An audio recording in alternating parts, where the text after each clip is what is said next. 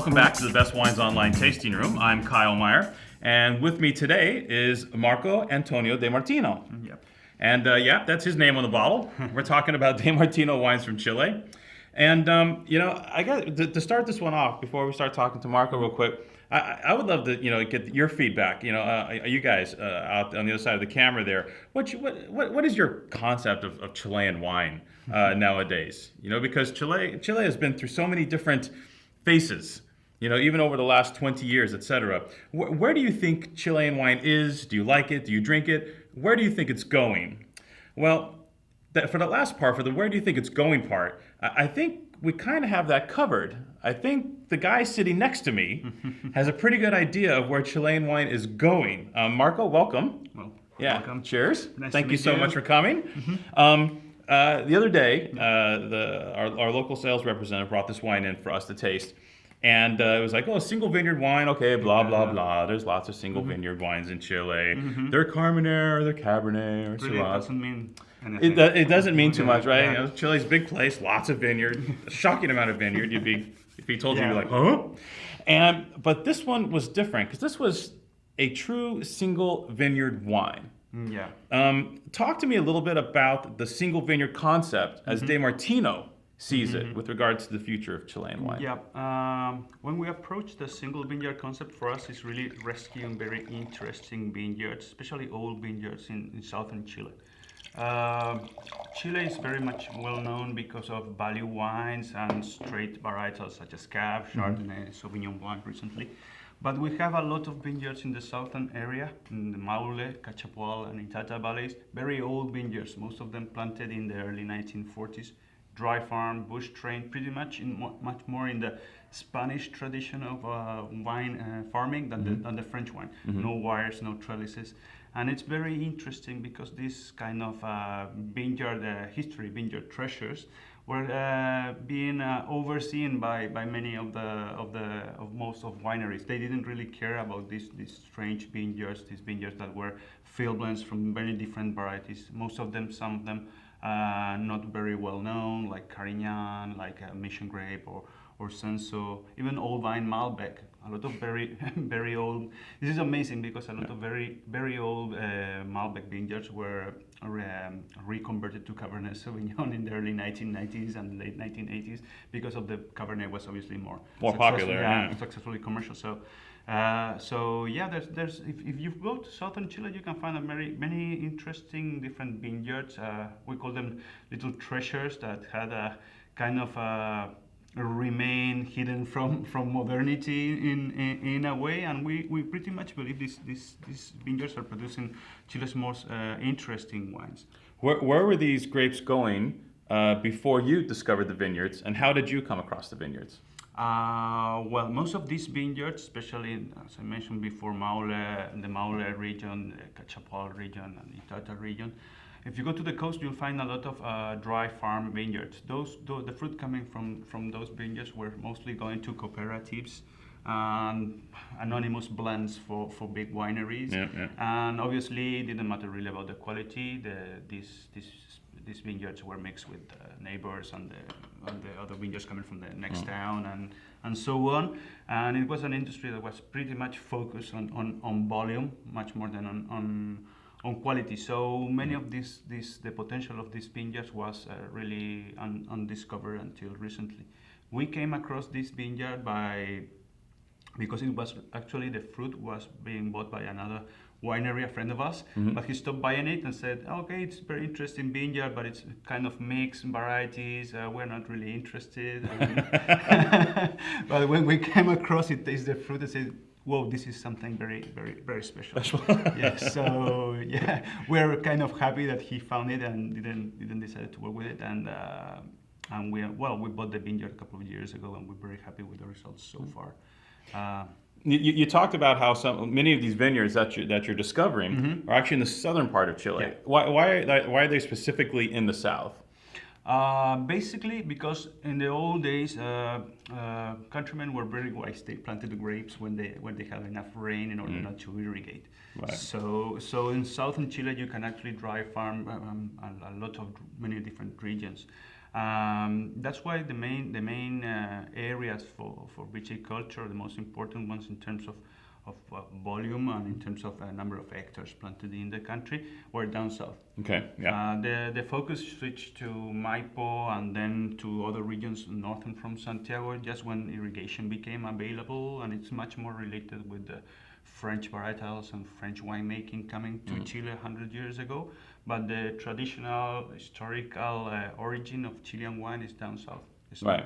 not So like- so the north is a little more like the breadbasket. Yeah. You know, like a little more, quantity over quality, etc. But the south of Chile is kind of like maybe where it started, and maybe a little more of the soul of Chile. Yeah, I could of say the so. old Chile. I could say so. Especially, I mean, viticulture in Chile started in the Itata region near Concepcion. We're talking about 500 kilometers down from Santiago towards Wow. the coast. Okay. Was the major port for Chile during the years we were part of Spain. And obviously, most of the things that were produced in Chile came out from Concepcion to Peru or all the Pacific coast. Most of the vineyards were planted close to Concepcion because it was easy to make the wine, put it into barrels, and ship it. Yeah, it really makes sense. Made sense, right? It's amazing how practical. So, and by chance, the conditions there are very interesting. You have in southern Chile, is mostly, especially talking about the coastal mountain ranges, decomposed granite. So very good, goes very well with some of the varieties they planted. And besides that, you have cool climate, which is very interesting for Chile. I mean, many wineries and winemakers are talking about cool climate regions in Chile, discovering new cool climate regions in Chile, which is very nice, very good. We produce some wines there too. It's regions such as Limarí or Casablanca, Lleida. But the cool climate old wines were kind of dismissed or not really discovered, and I can see that this kind of blend between cool climate, dry farming, and old vines kind of hit the right spots in terms of quality and personality of the wines. I think it does in this wine. This wine's phenomenal. Talk to me a little more about the Las Cruces Vineyard. And when we talk about cool climate, like for example, this vineyard, where it's at, are we talking like a Bordeaux climate? Is it like a California Central Coast climate? Is it a northern Spain climate? Like what are we talking about? I would say it's pretty much similar to Bordeaux climate. Similar to Bordeaux? Bordeaux climate. It's not in the Central Valley area of the country, which is hot. It's more towards the coast. It's a vineyard planted on decomposed granite, a mix of decomposed granite and an alluvial terrace because it's very close to the river. It's a mix of mostly old vine Malbec and old vine Carmener, but it has some other varieties randomly mixed in there. A little bit of Cab, a little bit of Mission Grape, Carignan as well, Senso. And when we arrived there, the vineyard was actually planted in the late 1940s. Bush strain, no wires, very traditional farming. Obviously, no chemicals. It was, I mean, practically organic without any certification. But I mean, it's the old ways of Organic farming. naturally. Yeah, naturally.